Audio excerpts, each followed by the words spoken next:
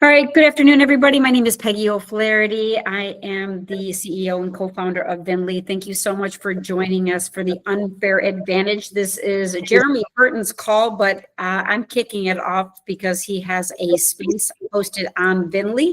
And we are thrilled that Jeremy is one of our investors, and he's hosting these calls to really feature his founders and share their stories of the ups and downs of being a founder. And he's kind of starting this series at the end of the year, hopefully get something that continues into the new year, because I think the stories that I've seen Jeremy witness are worth sharing. And I think the community at large is going to enjoy them as well. So we're recording this call. Hopefully everybody's okay with that. And I'm going to really turn it over to Jeremy, but I wanted to encourage everybody that feels comfortable, have their cameras on. This is a very comfortable, casual kind of environment. There's going to be time for questions at the end. You're welcome to drop questions into the chat, and we're definitely going to allow questions at the end, but it's really intended to be a comfortable, casual environment. That's kind of our goal at Vinly, that we like to keep the conversation going. We also dropped a chat in the chat here that will continue on Vinly after this call today. So Jeremy, I'm going to turn it over to you. Thank you, Peggy. Welcome, everyone. You are all pioneers. You're coming to the very first edition of the Unfair Advantage. So I should explain the name, of course, coming in. So we talk a lot at Platform when we're building startups about how a startup can gain and use an unfair advantage to succeed. We're always looking for that in every company that we build. And I believe I said that in passing, and Peggy said that would be a great name for this series. So thank you, Peggy. You came up with a great name. And what I'm going to be doing each time we have this event is bringing in a founder. The first few founders will be founders that we have backed, and have them talk about their journey of entrepreneurship, tell us about the company they're building, and of course, dig into the unfair advantage that they are trying to build in their company. So without further ado, I want to welcome Josh Burkwist here, who is the CEO and founder of HireSource.ai. You might guess from the name of the company, something about what the company does, but he will tell us a lot more about it. And my plan here is Josh and I will chat for maybe 25 minutes, just until the bottom of the hour, and then I'll hand it over for questions from the audience. So if you have questions, you can post them ideally in Vinly. The link is in the chat, Vinly forum, or you can just post them directly in the chat here, and we'll get to those questions. But let me bring in Josh. So Josh, thanks for doing this, first of all. Yeah, no, thank you. So you and I have known each other, I want to say 15, 16, maybe even 17 years. So we have some history together, but others here don't know you. So you are coming into this building a company in the area of recruitment or talent acquisition. Probably a great place to start would be just for you to tell us a bit about your career in recruitment. Yep, absolutely. Well, first of all, thank you for setting this up, Jeremy and Peggy, and thank you everyone for taking time out of your busy schedules, especially this time of year, to attend. So I hope it's a great experience, and I'll learn something, me included. So yeah, my career in recruitment, talent acquisition started about almost 20 years ago at a contingency recruiting business, and I was running full desk. I've helped hundreds of companies across engineering, go-to-market, leadership roles, you name it. The first 10 were at a contingency recruiting firm where I learned how to recruit the old-fashioned way, manually grinding it out on every call, every email, every interaction. By the time I left, I was running my own desk, leading a team, managing that division of the company. I wanted to learn how things operated on the inside as an in-house recruiter, talent acquisition specialist. And what I saw was how quickly priorities shift, how the pressure that teams face, how important clarity is when a company is scaling. And I've worked with startups, built teams from scratch, and observed, patterns that distinguished great hiring from complete chaos.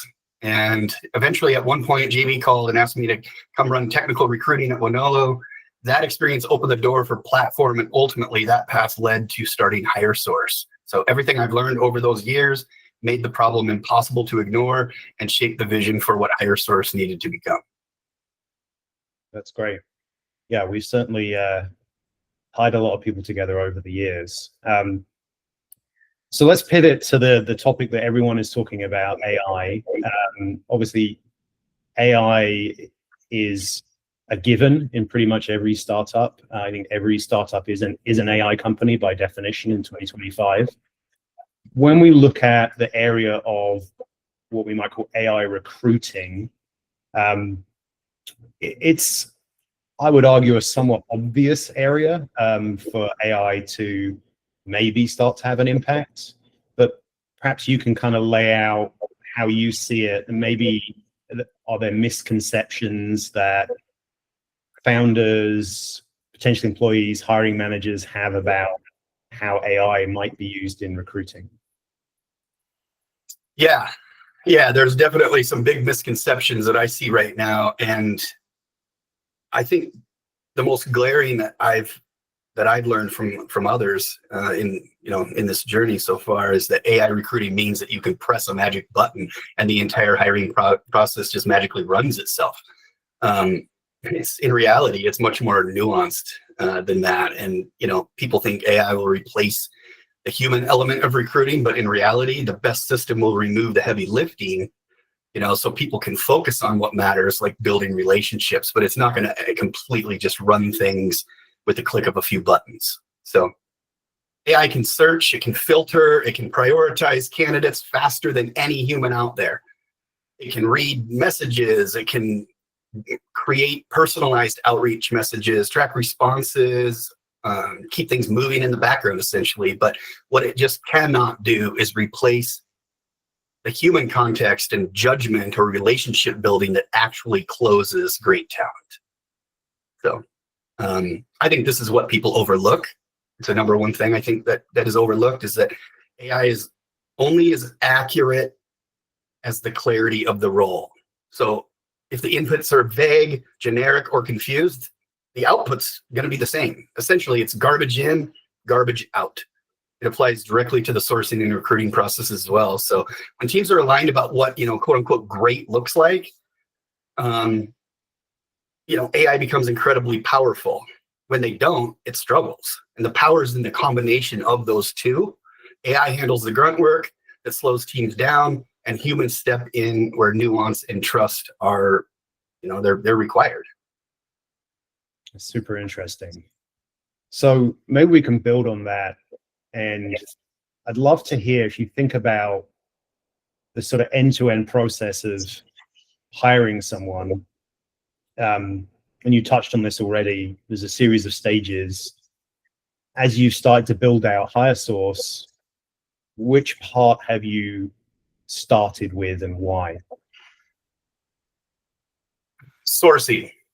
Definitely sourcing. That's what you and I have talked about for years. And I've always said good recruiters and sourcers, good talent acquisition professionals, they're paid too much, and they're too valuable to the overall process to be sitting there staring at profiles, hundreds and hundreds and thousands of profiles over time, just to decide who to reach out to. So the first part of the process and in the workflow that I went after was sourcing, and it's the slowest, most repetitive part, and it's the part that most consistently holds teams back. I mean, if you can't get qualified people into the top of the funnel quickly, nothing else downstream matters. So you're dead in the water. So that's where HireSource started. I focused on having AI read a role, read a job description, search across different data sources, match the right profiles, and be able to send personalized outreach. A big part of that is the stacking and ranking. I always say, with sourcing, we have to know that we're fishing in the right pond. So that's what the AI can do for us, is that first curation of the list, the first stacking of that list, and HireSource gets it. Todd stands for Talent on Demand, is our AI sourcer, and Todd gets smarter with every interaction. So another surprise was how much users valued getting responses organized for them. So with HireSource, you get all the responses that people say, yes, I want to learn more, or cut me off your list, don't contact me again, why are you even contacting me, whatever it may be. What I learned is they wanted a clean way to see who replied, what they said, what to do next. But that insight helps shape the workflow into something that not only candidates, but like it not only finds candidates, but it actually moves the whole process forward.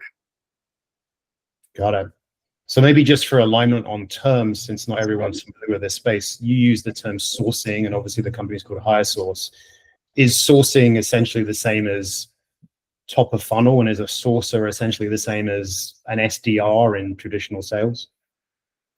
Yeah. So sourcers is just one. It's the part of the talent acquisition process that comes before you're actually talking with the people. So in sourcing, you don't know if they're interested. So they're not a candidate yet. They're a prospect. As soon as they raise their hand and respond back and say, I want to learn more, or whatever that may be, then they become a candidate. And that's now you're recruiting for them in the process. Got it. Got it. Bit of a different approach. Sourcing is more SDR, hunter, and the recruiting phase after that is more like the farmer. Great. I like it. Farming. So maybe we now just pivot into sort of you and your experience as a founder. At Platform, our model is predominantly to find solo founders who have really deep insight in a particular industry. Obviously, you fit that profile really well. As you said at the top, you spent many years as a recruiter, so you understand this really well. But it would be fun to hear, are there things you essentially had to unlearn or learn to do differently as you transitioned into being a founder as opposed to a team member or a consultant or an employee? So things I had to unlearn. Mm-hmm. A big one for me is I had to unlearn the idea that working harder always solves the problem. So in my many years of recruitment, a part of why I was successful is because I just outworked everybody. Show me the process. I remember first day going into the contingency from someone, they showed me what it was about, and I just went, show me what to do and I'll do it.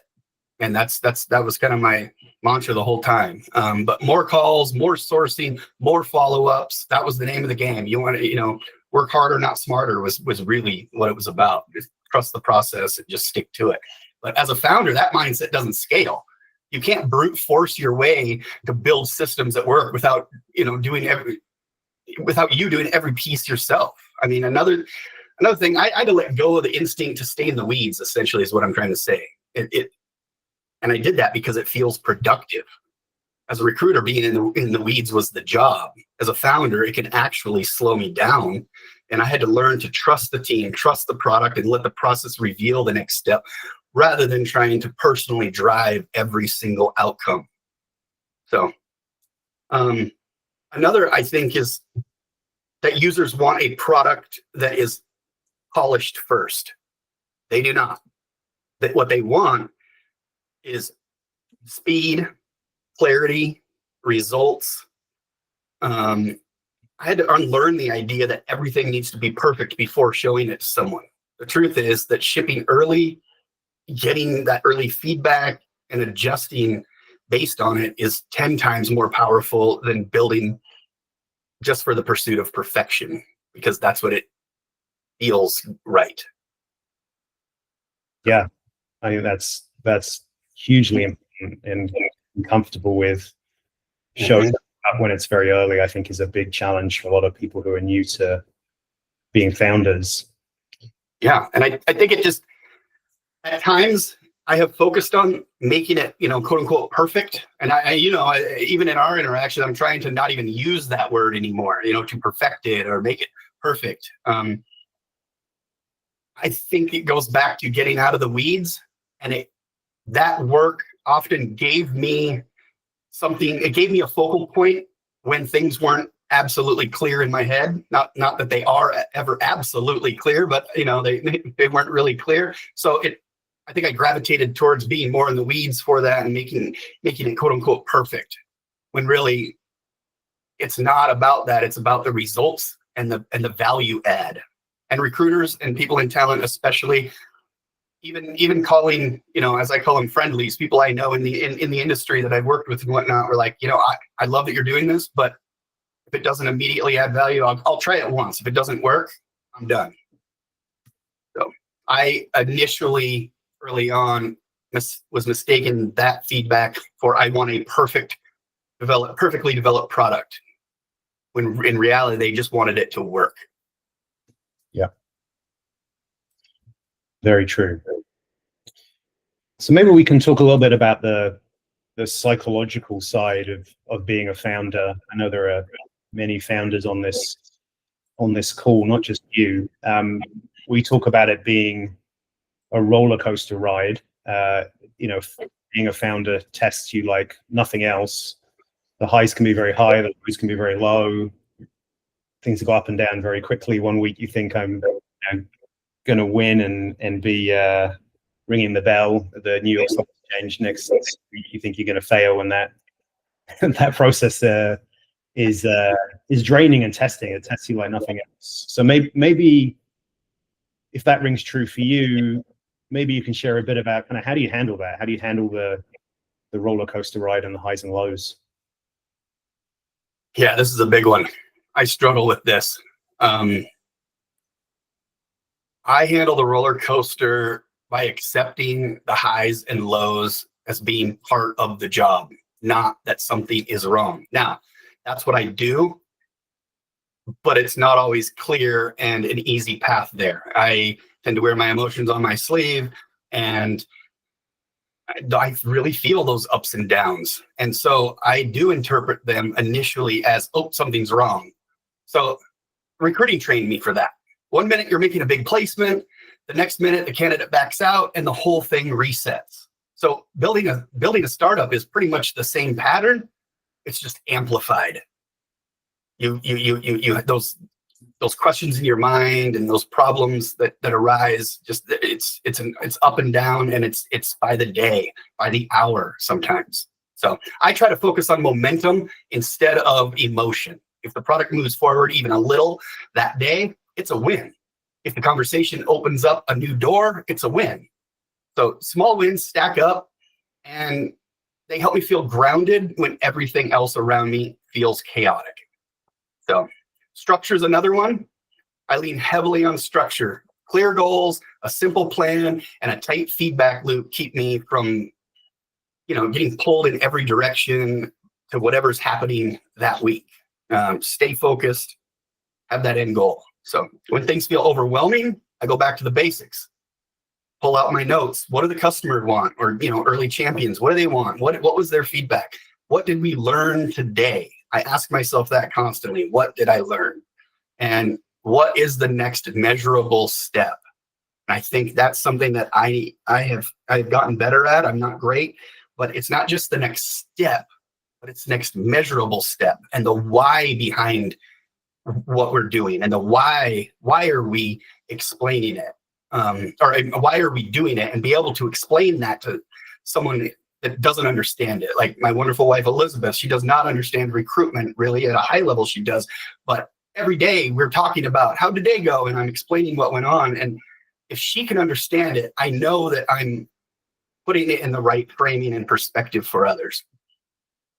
Yeah, that makes a lot of sense. And I'm really glad you used this word momentum. I think that's just a huge concept. And it's one of the signals that investors look for, as well as this sort of sense of momentum that you're building a company that's going to achieve escape velocity. Yep. Yep. So let's dig into that a little bit. I mean, every company has challenges. If you could maybe wave a magic wand and fix one bottleneck in HireSource today, what would it be?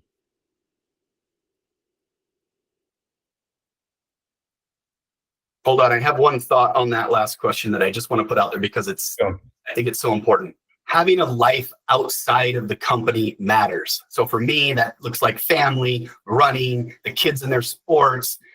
Even just stepping away for 20 minutes makes the whole swing of things feel more manageable. And it allows me to step back, let things settle for a minute, and remind me of why I'm doing this in the first place, and and kind of frames and puts the whole ride in perspective. So I just wanted to touch on that. I think it's so important to step away, because we can often feel like it's our entire identity while we're building this startup, and we're looking for that next piece of momentum that's going to drive things forward. But in reality, by stepping away and actually having a life, I mean, a big turning point for me, JB, was a long while ago. Early on, you said, you need to step away and go to a child school event or something like that. Being a founder isn't just clock in, clock out. That came from my recruitment days of like being in the weeds. So anyway, I don't want to go too deep into that, but I thought it was important to point out. Yeah, that's so true. So, the magic wand instantly fix a bottleneck. For me, the lack of steady qualified roles to work. So, I mean, essentially HireSource works by having roles to work. You put the input in, you get the output. The biggest constraint in business right now, not just with HireSource, but it's not just our ability to source with HireSource, match, do outreach. That all works. The system works. The bottleneck is getting in front of hiring managers in a market where traditional channels are saturated and email is basically dead because AI has turned every inbox into just noise. I think we can all feel it. It's made it easier for everyone to blast messages at scale, which means response rates have basically collapsed. I would say that the email channel is dead. Even well-crafted outreach messages get buried under hundreds of others, and it makes it harder to gain people's attention. And without that, the pipeline of roles stays thin, and everything downstream from there, it depends on solving that one problem right at the front, top of funnel. So that's one of the key terms that keeps coming up with you and I when we talk about HireSource in general is top of funnel. And, you've got the demand side and the supply side, chicken or egg, and so if I could fix anything instantly, it would be to open up a new high signal channel that cuts through the noise and gives us consistent access to hiring managers who are actually ready to move, make hires. And, nobody wants, I guess once we have the roles, our workflow shines, but without them, the whole thing's on idle. Yep. Everyone wants an acquisition channel that works, and it is tough today with the AI slop. I think is really killed the signal to noise ratio in many places. I feel it myself. I get so many messages, and I just innately I just start clicking off of them. Yeah, me too. That first line is so important. Even the subject line, it's always been that way, but even more so today, I think, because it's going to capture my attention or it's not. So, yep, so true. So maybe we look to the future then, assuming we can solve the top of funnel problem, maybe not with a magic wand, maybe just the usual way with lots of experimentation. I mean, if you think about HireSource in its ultimate form, its future ideal state, can you just kind of paint a picture of what the hiring process looks like once HireSource is fully built out? Maybe for both sides, it's a market. So what does it look like for candidates? What does it look like for hiring managers and employers? Yep. So I really think there's three sides to this: companies, recruiters or talent recruiters and sources, talent acquisition professionals, and really the candidates. So if HireSource is to reach its ideal future state, I think hiring looks different for everyone involved. I think for companies, talent sourcing becomes immediate rather than taking days or weeks. So a hiring manager can enter the role, set the must-have skills and attributes, and the system immediately matches the right talent and launches targeted, personalized outreach campaigns. Hiring managers receive a steady stream of leads rather than that noise in their inbox. And if they ever feel like, they never feel like they're starting from zero, from scratch. So it feels like having a high-performing talent sourcing team running in the background 24/7, essentially freeing up those executives and those hiring managers to go run their company, to focus on the other things that they have going. And really, this runs 24/7 in the background. So time is what we all lack. It gives some time back. So for recruiters, the job gets better in all the right ways. They stop spending their days reviewing countless profiles, chasing cold candidates, or maybe grinding through repetitive work. Their conversations are deeper, faster, and more productive because a system already filters and matches and warms up the right talent. So recruiters get to operate at the level they want, building relationships, advising hiring managers, closing offers, and essentially adding more value to the process. So the job becomes more strategic and less repetitive. Now, on the candidate side, I think the experience becomes far more personable. The outreach they receive is aligned with their background, not generic spam. They respond in a way that the communication stays organized, basically, and it's clear, so they know what's happening. They get real conversations faster. They feel like the process is built around them rather than working against them or working in parallel to them. I think in the ideal future, HireSource removes the bottlenecks that slow companies down while making the candidate experience smoother and more human, more relationship-based. I think speed increases, precision improves, everyone involved gets more of what they actually want, less noise, and more meaningful conversations that lead to great hires. That's right. I think the aspect of those three make it even more difficult because that's three different audiences and one product. So anyway, that's a whole nother. Well, it's an interesting question that we'll dig into more in a follow-up session as well. I mean, we focus on marketplace. You have a sort of three-sided marketplace, the way you describe it. And in the next session, we'll be talking to Molly, who's the CEO, founder of Party Please, which is also a three-sided marketplace. So definitely challenging to satisfy all three audiences. Mm-hmm. We're about at the bottom of the hour. I just want to finish up with one final question for you, Josh, before we go to audience questions. So this series is titled, as I said at the top, The Unfair Advantage. So what is the unfair advantage in your business? What does that mean to you? What's the edge you think that you and HireSource have that others cannot copy? I think it's two things. I think it's my 20 years of experience of hands-on recruiting experience. I know how hiring managers think, where searches fall apart, what it takes to actually engage and close the right talent. On the other side, HireSource has an engine that removes the slowest, most painful, and repetitive parts of the job, sourcing. And it turns weeks of sourcing into minutes.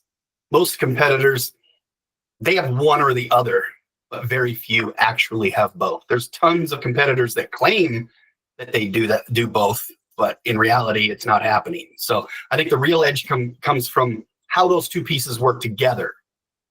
The product isn't built by outsiders guessing what recruiters need, and it's shaped by someone who's lived the pain every day and knows exactly where speed and precision matter.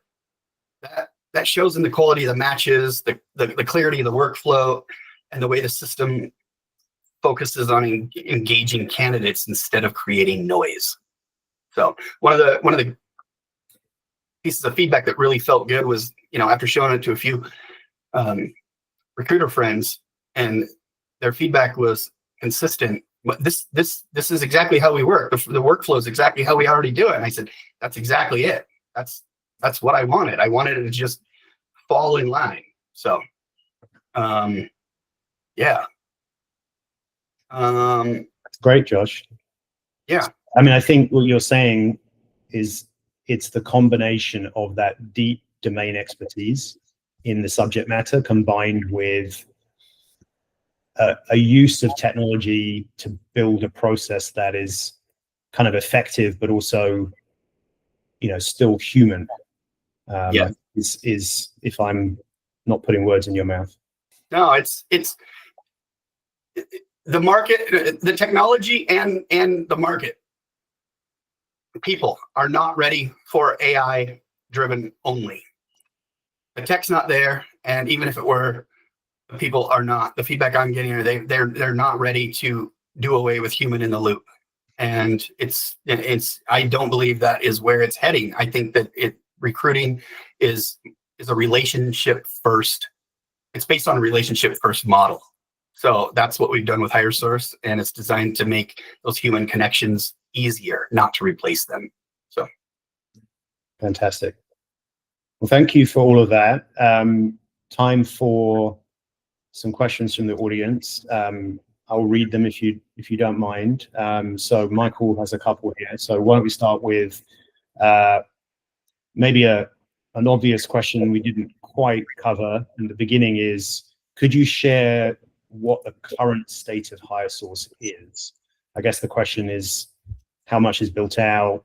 How early stage? I mean, I think because it's happening within Platform Venture Studio right now, and as a company we're developing, you can assume it's very early stage, but it would be great to hear a bit more about what's been built out and what's still to be done. Yeah.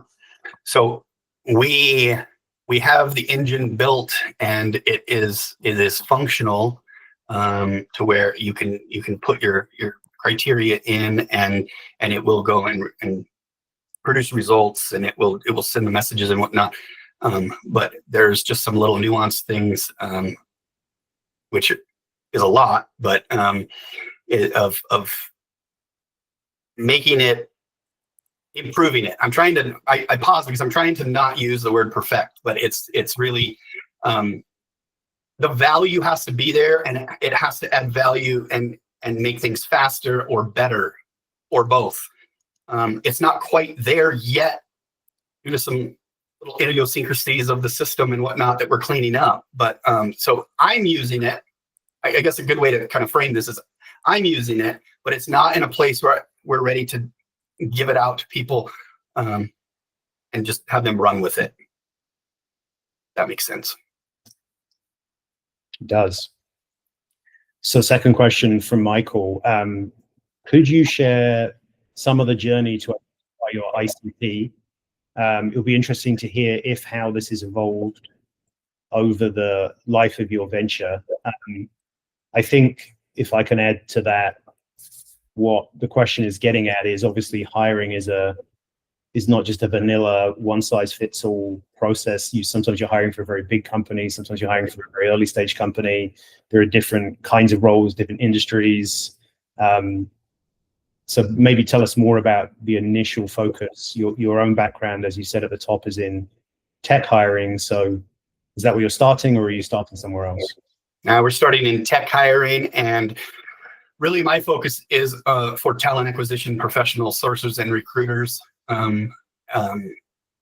That would be my main focal point. Although in listening to the data, there's lots of interest from other founders wanting to use it for their needs, and even for SDR type business development outreach and whatnot.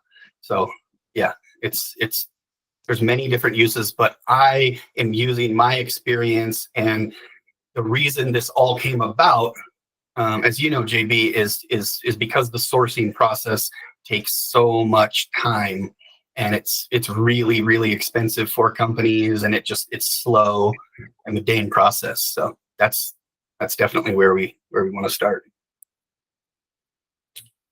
Got it. So I think Peggy has a question. Peggy, I'm not sure I'm going to do justice to it, so maybe you want to ask it directly yourself. Sure. Josh, I thought when you summarized the unfair advantage, which is really your domain expertise with what you've developed with HireSource, I actually think if you marketed a webinar to hiring managers and then you told that story with some use cases of hiring managers that you've helped, that would be super compelling. And I think just like we're doing today, if you did that over and over and over again, maybe you've already tried that, but I think those types of webinars, you could put a little bit of money behind and it would drive in more top of funnel. That's a great idea. That's a great idea. Because one of the things for me is I refuse to just send paper. I refuse to send resumes to just a black box and not add value. I always say, working with us, you should be spending less time on recruitment, but be getting even better results. So yeah, no, I agree. And there's so much of recruitment. JB, you and I were just talking about this the other day, that there's so much of this that goes in. It's not just ones and twos and input, output and whatnot. It's understanding the nuances of the hiring team. Are they all on the same page? Is the end goal defined the same way for everybody? If not, we're not going to add value. We're going to chase our tail in circles. So it's very much, Peggy, about adding that value and improving the process for hiring managers. Definitely. And I think if I can add to that, I think there's a theme that we've talked about throughout today, which is around that deep domain expertise and how that gives you the right to communicate with a target audience. I think people, especially now with all the AI content getting created, I think people really value authenticity and they really value genuine expertise. So again, it's part of the reason we really try and find founders who have really deep earned insight in each of these target markets, because you might think naively that it's very easy to build horizontal solutions that can tackle lots of different markets, but you find it a lot easier if you are a voice in that target market, whatever that market is, if you already have a following, if you already have credibility, if you already know how to use the language and empathize with the end user and talk about it in the terms they use. We find that is really transformative in terms of distribution and access. And I think that's a very, very important point. Yep. Agreed. There are definitely things that I would be hung up on and really not know how to pursue if I weren't coming from having the experience. So maybe this is a good time to talk about an opportunity I know that exists, Josh, at HireSource at the moment. Going back to that authenticity and the sort of existing networks, I know you've been onboarding and looking for more sales interns. So maybe you can tell us a bit about what you're looking for there, a bit about that program. And how you're looking. Yeah, no, thank you. So we are in the spirit of the email channel being dead, as I talked about, we're trying to think outside the box and approach things and get traction in some different ways. So one of those is hiring, not hiring, but a contract offer for students at universities using their school email.edu account and then reaching out to that school's alumni. So we have the data, so we'll pull the data of those of people that are in those types of positions, and then the student will reach out to those alumni and introduce HireSource and offer services and whatnot, and just as a way of kind of opening the conversation, opening that door, if you will. So, and what we're offering is when they get us into a company, then we give them $1,000 for every single placement made there. Wow. So that could be quite a lot of money for a college student if they end up landing a big customer. Absolutely. And there's uncapped earning potential there. So yeah, I've started to have conversations, and I should be sending out first contract for signature today. Great. So for any students that are watching this, I know the job and the details are posted in various places. It's definitely on the platform website, so people should go seek that out. Yeah, definitely check that out. Fantastic. Well, if there are any other questions, this is very much intended to be more of a fireside chat. So if there are any live questions now, my only ask is that you turn your camera on before you ask your questions. I'd love to hear any other questions that the audience has.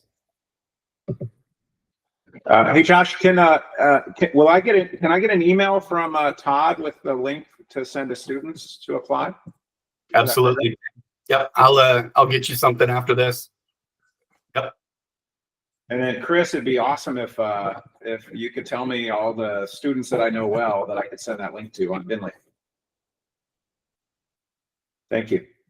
Yep, you got it. Thanks, Tim. Michael. Josh, thanks for sharing about your venture. It's really cool to hear where you are. It was curious, you humbly shared how you have a lot of expertise, but you can't do everything within your venture. So clear a challenge for founders and business teams. What's your approach to closing that link between your engineers and customers and getting them in the dialogue and getting them opportunity to see the challenge themselves, and bring and kind of closing that loop together there? The loop together of your engineering team probably doesn't have the insights to understand the customer pathway, the customer journey, right? Yeah. Yep. What's your approach to bringing the engineers and your build team into, customer facing time, the dialogue with different customers? How are you tackling that? Well, starting where they are. They're systems thinkers. That's the first thing I had to get through my head. Me talking about recruitment is if they know about it, didn't work. I had to educate them. I had to educate them that there's a difference between a prospect and a candidate. We had to also come together on agreeing on certain terms and make it, standardizing terminology. And honestly, Michael, it's taken a lot on my part as being a PM, a product manager, and how to my communication. I thought, I've worked with engineers forever and that'll be no problem. Well, it's completely different when we're trying to build a product versus hire. And so asking questions is number one. So understanding where they're at and then asking questions rather than dictating or saying this is what is needed. I'll say, well, what if we did this? What do we think about this? And it gets them thinking more and gets them involved in the discussion more than just going to the Trello board and start clicking off, different commitments. Yeah, I definitely see that all of our founders go through a crash course in becoming product managers, and it's always interesting to see founders drink from that fire hose. And there's some very basic mantras we always talk about, right, Josh? Around the product manager is the what, and the engineers are the how. And I think staying in your lane can also be a huge part of that solve as well. Yeah, definitely. The how versus the what. That's definitely a big one. Big. Yep. And Michael, I know this is really simple and people talk about it, but it's so true. Creating a safe place to ask why, not understand, or say the wrong thing, and it be a safe place to do that. That really, and having that conversation with the engineers and making sure that they understood it went both directions. That seemed like an unlock for me with them. Yeah, that's great. Very true. Does anyone have any final questions? We probably have time for one more question before we wrap up. I had a very general question. So in terms of your product and how different sides of the market are kind of responding to AI.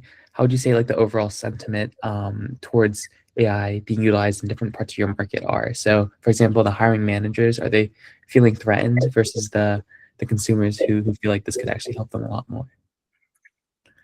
I would say not the hiring managers so much, but the hiring managers on the flip side of that, what they want and then what they expect is that magic button. Oh, AI is involved, so boom, we'll just click a button. I can click a button, and that's just not the case. The candidates are shy at first until they understand that, or excuse me, the recruiters shy away from it at first because they think it's going to replace their job. And then I explain, no, this is intentionally built for just the sourcing, and because I believe that's right where a human should take over. Once somebody moves from being a prospect to a candidate, when they raise their hand and said, I want to learn more, I'm interested, that's when a human should take over. A human in the loop should be there. For the same reason I said before of like, tech isn't there, and even if it were, the people in the market are not ready for just AI is the feedback I'm getting. Yeah. Yep. That's great, and a great question, Chris. Thank you. Well, if there's no further questions, I'm going to wrap this up. Thank you to Josh for spending the time. I know founders' time is very precious, and there's a big opportunity cost of spending time on one thing versus another. So thank you. I just wanted to remind any students listening that those sales internships are available, and this will be a great opportunity to learn relationship-based selling with a high-growth venture-backed startup. Thanks everyone for coming along and for all the great questions and for being pioneers coming to the very first session. Appreciate you being here, and this has been the Unfair Advantage. Thank you. Yes, and we do have another call on Friday, is it Friday at 12 o'clock or 12 o'clock? So. Right. Yeah, So Friday. so please tune in and RSVP for that as well. So join us in the chat on Vinly, and Jeremy, thank you for kicking off your first one. This was great. Thank you. Thank you, John. Yeah. Thank you all. Thanks so much, everyone. All right. Have a good day.